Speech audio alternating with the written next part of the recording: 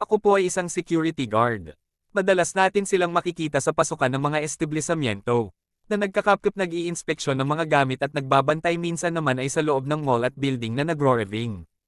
Sa ilang pagkakataong siguro ay naiirite na kayo sa amin mga ginagawa mas lalo na kung ito ay inconvenient para sa atin ngunit dapat natin tandaan na ito ay ginagawa nila dahil bahagi ng kanilang mandato na protektahan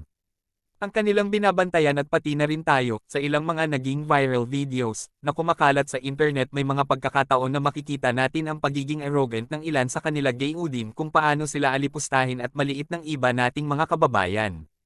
Sa pagkakataong ito isa pong security guard ang nagpadala ng mensahe sa aming company upang ilabas ang kanyang hinaing at matulungan namin siya na may parating ito sa ating Pangulo.